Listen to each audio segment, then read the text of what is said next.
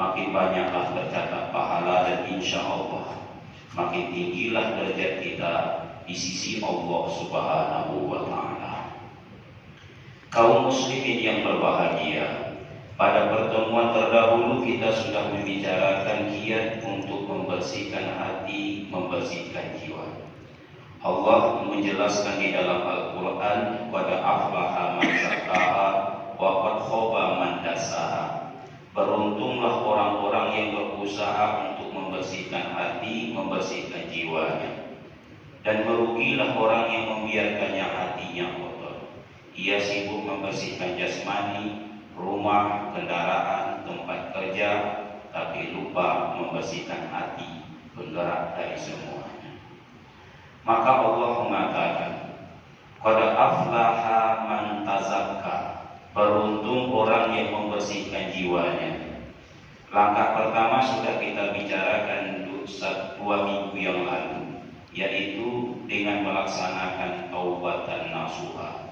Ya ayyuhallazina amanu tubu ilallahi taubatan nasuha. Asa rabbukum ayyukafira ankum sayyi'atikum.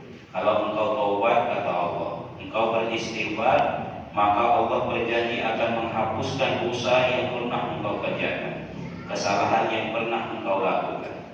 Sebab dosa itu mempengaruhi kondisi hati yang kita bawa setiap hari ini. Bukankah Rasul mengingatkan setiap dosa yang kita lakukan satu titik hitam yang menempel di hati? Makin banyak dosa yang dilakukan, makin banyak yang menempel. Makanya kalau sesuatu itu sudah banyak tempelannya, dia akan menjadi sakit. Kalau sudah tertutup, dia akan mati. Khatamallahu ala qulubihim wa ala sam'ihim wa ala absarihim ghishawatu wa lahum azabun azim. Pertama sudah kita bicarakan, yaitu dengan memperbanyak taubatan nasuha. Itulah yang dicontohkan Rasulullah. Demi Allah, kata Rasul, aku ini beristighfar memohon ampunan kepada Allah tidak kurang 100 kali sehari semalam. Rasul sudah dibersihkan hatinya 2 kali, dibersihkan oleh Jibril alaihissalam dalam pembelahan dada. Istighfar 100 kali sehari semalam. Nah, kaum muslimin yang berbahagia, langkah pertama ini sudah kita bicarakan. Lalu apa langkah yang kedua? Langkah yang kedua yaitu dengan memperbanyak amal-amal soleh. Ibarat gelas yang berisi kopi, gelasnya bisa dicuci, bisa dibasuh. Tapi untuk membersihkan air kopi yang hitam tidak bisa dicuci, tidak bisa dibasuh. Cara mengeluarkannya, menukarnya dengan supaya putih adalah dengan memperbanyak air putih ke dalam air kopi tersebut. Makin banyak kita tuangkan air putih ke dalam air kopi yang ada di dalam gelas, maka secara otomatis air kopi akan terkuras keluar. Sampai titik hitam paling akhir pun akan dikeluarkannya. Kaum muslimin, kalau kita tengok betapa sangat berhubungan antara kebersihan hati dengan amal yang kita lakukan. Allah mengatakan dalam surat ke-87, "Qad aflaha man tazakka wa zakara wasma rabbih fasalla." Beruntunglah orang yang membersihkan jiwanya, lalu dia ingat kepada Tuhan, berzikir. Fasalla, lalu dia melaksanakan sholat. Sesudah ayat yang ke-14, langsung Allah menyuruhnya untuk melakukan amal soleh. Itu tandanya jiwa ini sangat dipengaruhi oleh amal yang kita lakukan. Banyak orang sibuk mencari ketenangan, tapi Allah sudah memberikan solusi jalan keluar. Bukankah Allah berfirman, "Ala bi zikrillah tatma'innul qulub." Ketahuilah, kata Allah, dengan banyak berzikir hatimu menjadi tenang, jiwamu menjadi lapang, pikiranmu menjadi damai. Dan salah satu zikir itu termasuklah istighfar. Inna likulli syai'in saqala, segala sesuatu ada pembersihnya. Dan pembersih hati itu, kata Rasul, adalah istighfar, zikrullah, istighfar. Kata Ali bin Abi Thalib, satu istighfar saja yang engkau ucapkan akan menggugurkan dosa yang menempel di hati. Lama langsung ukur astagfirullah. Salah satu bentuk zikir. Itu juga lah para ulama membiasakan dua kalimat dalam perjalanannya. Kalau tidak alhamdulillah karena banyaknya nikmat, pastilah mereka istighfar karena banyaknya dosa dan noda yang menempel di hati. Astagfirullah, astagfirullah. Zikir. Kita disuruh untuk melaksanakan sholat. Cobalah tengok betapa Rasul memberikan pesan kepada Bilal. Ya Bilal, hiburlah kami dengan sholat. Artinya sholat bisa memberikan ketenangan, mempengaruhi hati seseorang. Sebelum kita sholat, kita gelisah. Tapi setelah menunaikan kewajiban kita tenang. Cuma kalau hanya memfardukan yang wajib-wajib saja, kita menjadi orang baik. Tapi kalau ingin menjadi orang yang utama, tambah yang sunat-sunat. Wajib menyebabkan kita menjadi baik dalam pandangan Allah. Tapi kalau ingin utama, tambah yang sunat, qobliyah dan ba'diyah. Kalau kita contohkan dengan sholat. Datang seseorang kepada Ibnu Mas'ud. Ya Ibnu Mas'ud, sudah beberapa hari ini hatiku resah dan gelisah. Makanku tak enak, tidurku tak nyenyak. Pernyataan orang ini menggambarkan kepada kita bahwa kondisi hati mempengaruhi jasad awal.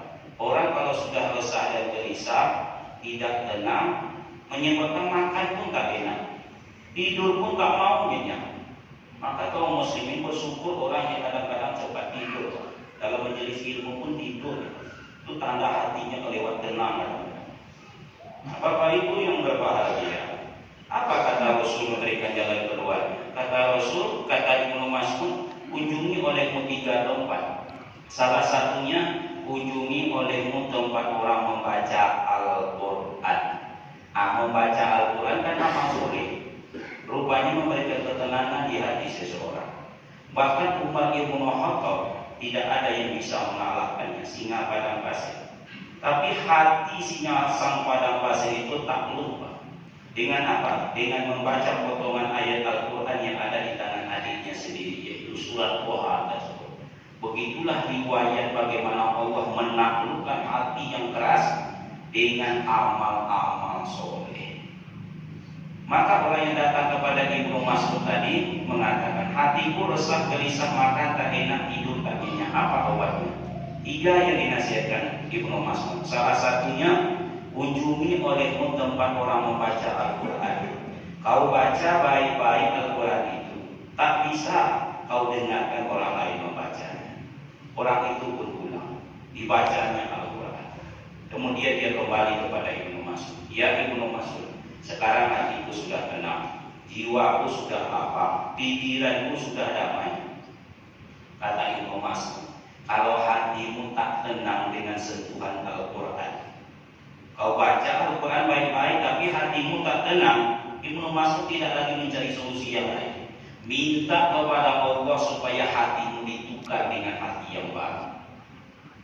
Karena dengan baca Al-Quran dijamin hati tenang, jiwa lapang, pikiran damai.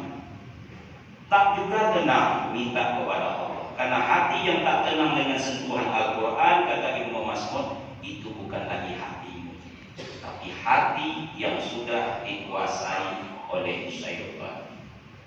Datang seorang laki-laki kepada Rasulullah SAW mengadu dia, ya Rasulullah, hatiku ini sangat keras, susah menerima pelajaran, payah menerima nasihat, maunya menolak saja, melawan dalil dengan dalil. Kata Rasul, sapu olehmu kepala anak yatim, nanti hatimu menjadi lembut. Artinya apa? Amal mempengaruhi hati seseorang. Hasan Al-Basri mengatakan, kalian sibuk mencari tempat yang tenang, tapi carilah ketenangan di 3 waktu ini. Pertama, sewaktu engkau sedang sujud, maka carilah ketenangan di situ. Yang kedua, carilah ketenangan sewaktu engkau membaca Al-Quran. Dan yang ketiga, carilah ketenangan di saat engkau bermunajat mengangkat tangan.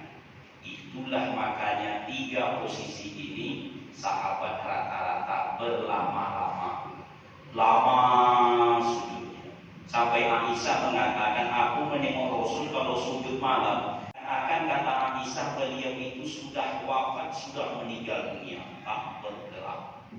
Begitu lamanya sujud, karena waktu sujud mendapatkan ketenangan. Berdoa mereka berlama-lama berdoa. Kenapa? Karena sewaktu berdoa mereka mendapatkan ketenangan. Tak terlawan para sahabat. Menjadi imam mereka berlama-lama, tapi tak mungkin awak imam. Abu Darda itu menjadi imam seperempat Al-Quran, 7 juz dalam melaksanakan sholat isya, sehingga sahabat yang di belakang merasa senang dan tersenyum. Awak disikonya cukup-cukup meronti imam di gue. Awak jangankan bagi seperempat Al-Quran 1 juz, dibaca imam Syafi'i suatu doa sampai 2-3 kali, besok masih Syafi'i juga mau mutuk jemaah pulang. Panjang imam pembaca minta ampun, Syafi'i berdoa, Syafi'i berdoa. Kenapa? Awak terdiri dengan ina. Rakaat pertama ina apaina, rakaat kedua ina apaina, sehingga malaikat memang mudah menandai apa yang mana itu yang kalau dunia ina apaina. Kaum muslimin yang berbahagia, mudah-mudahan dengan demikian, kalaupun kita pernah resah dan gelisah, solusi sudah ada. Perbanyak amalan insyaallah. Lebih dan kurang mohon maaf. Subhanaka Allahumma wa bihamdika asyhadu an la ilaha illa anta astaghfiruka wa atubu ilaik. Assalamualaikum warahmatullahi wabarakatuh.